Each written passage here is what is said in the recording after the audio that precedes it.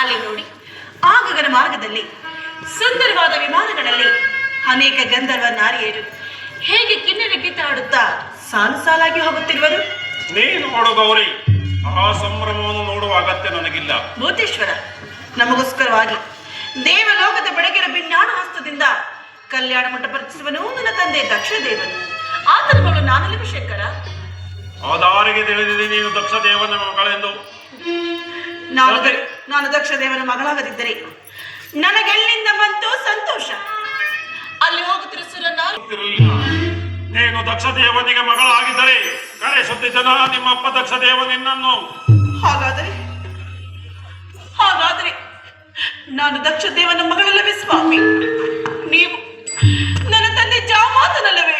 ಅದಾ ಮಂಗಳ, ಆ ನಿನ್ನ ತಂದೆ ದಕ್ಷ ದೇವನಿಗೆ ನೀನು ಮಗಳು ಅಲ್ಲ, ನಾನು ಜಾಮಾತನು.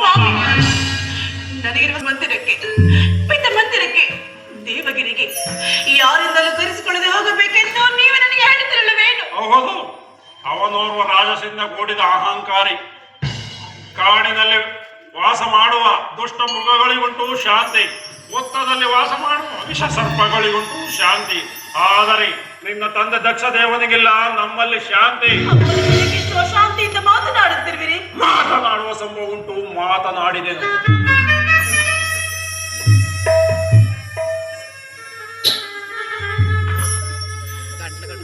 ಕರೆಯುತ್ತಿದೆ ಮತ್ತೊಂದು ನಾದ. ನನ್ನ ಮನಸ್ಸು ದಕ್ಷ ಲೋಕದ ಕಡೆ ಸೆಳೆಯುತ್ತಿರುವುದು. ಅದು ಗೀತೆ ಅಲ್ಲ, ನಿನ್ನ ಆತ್ಮವನ್ನು ಸುತ್ತಿಗಟ್ಟಿ ಎಳೆಯುತ್ತಿರುವ ಕಾಲ ಪಾಸ. ಯಾವ ಪಾಶವಾದರೆ? ತಂದೆ ಮನೆ ಎಂದರೆ ಚಿಕ್ಕದುಳಿದ ನಿವಾಸ. ಹೆಣ್ಣು ಮಕ್ಕಳಿಗೆ ಅದಕ್ಕಿಂತ ಪ್ರಿಯವಾದ ಸ್ಥಳವಿಲ್ಲ.